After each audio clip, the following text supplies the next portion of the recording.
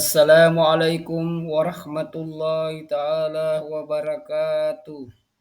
Salam hebat para calon guru penggerak, terutama kepada Ibu Fasilitator dan Guru Praktik Angkatan 11 kelompok dari kami. Saya sebagai Abdullah SPD, calon guru penggerak Angkatan 11 Kabupaten Pangkep, akan memaparkan mengenai tentang kesimpulan dan refleksi pemikiran Ki Hajar Dewantara. Menurut Ki Hajar Dewantara, bahwa pendidikan dan pengajaran tidaklah sama, sebab pengajaran adalah bagian daripada pendidikan. Pengajaran adalah proses pendidikan dalam memberikan ilmu untuk kecakapan hidup anak secara lahir batin. Sedangkan pendidikan pada hakikatnya adalah menuntun, memberikan tuntunan terhadap segala kekuatan kodrat yang dimiliki anak agar ia mencapai keselamatan dan kebahagiaan setinggi-tingginya, baik sebagai manusia maupun sebagai anggota masyarakat. Pendidikan juga menciptakan ruang bagi murid untuk bertumbuh secara utuh agar mampu memuliakan dirinya dan orang lain serta menjadikan dia mandiri.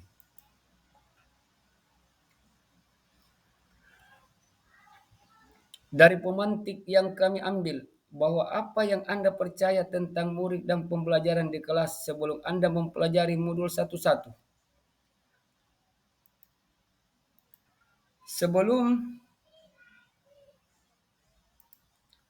Sebelum saya mempelajari modul satu-satu, pembelajaran yang saya lakukan adalah saya menganggap jika murid sudah mencapai KKM dalam menghadapi yang namanya ulangan harian ataupun ulangan semester, saya menganggap bahwa pembelajaran itu sudah berhasil. Yang kedua, murid saya katakan bahwa hanya sebagai objek. Selanjutnya, bahwa pembelajaran berpusat pada murid.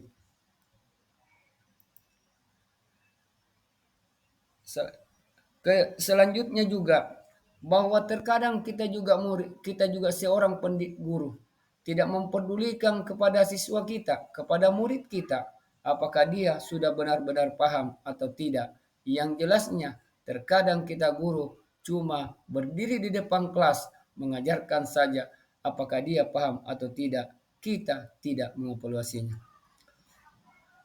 Hanya juga selanjutnya ini hanya meminta kepada siswa untuk menghafalkan materi. Terkadang kita guru juga cuma meminta kepada siswa menghafalkan materi apa yang kita sudah ajarkan.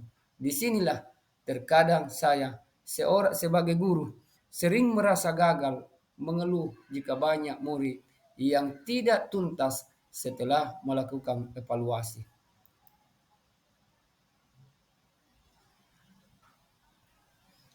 Dari pemantik kedua, apa yang berubah dari pemikiran atau perilaku Anda setelah mempelajari modul ini? Setelah saya mempelajari modul ini, setelah saya mempelajari modul ini tentang yang namanya pemikiran Ki Hajar Dewantara, saya menyadari bahwa apa yang saya lakukan, apa yang saya pikirkan selama ini tidaklah tepat.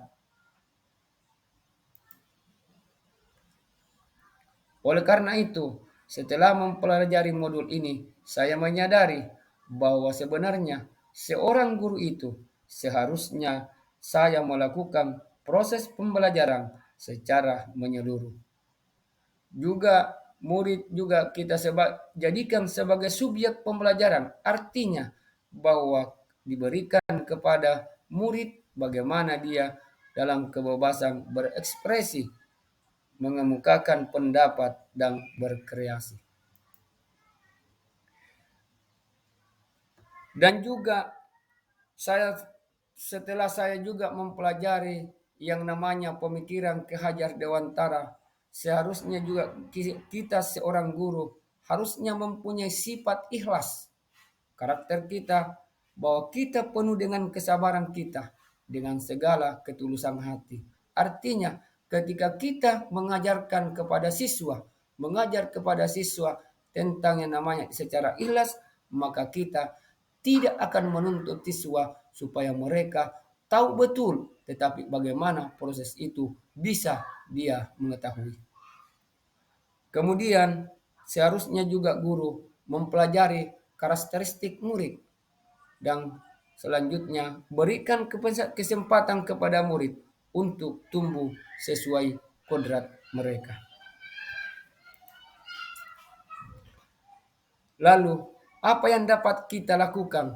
Kita terapkan baik agar di dalam kelas kita bisa mencerminkan pemikiran Ki Hajar Dewantara. Yang jelasnya kita seorang guru harus dapat sesegera mungkin terapkan dalam pembelajaran di kelas antara lain. Harusnya guru merancang pembelajaran yang interaktif dan menyenangkan dengan melibatkan murid sesuai metode student center. Artinya bahwa kita harusnya di sini merancang pembelajaran kita bagaimana murid itu supaya bisa senang untuk belajar di dalam kelas. Yang kedua, menerapkan pembelajaran di abad 21 harus kita berpikir kreatif, bagaimana anak-anak berpikir kritis, kreatif, komunikasi, dan kolaborasi. Artinya bahwa kita harus memerdekakan anak itu.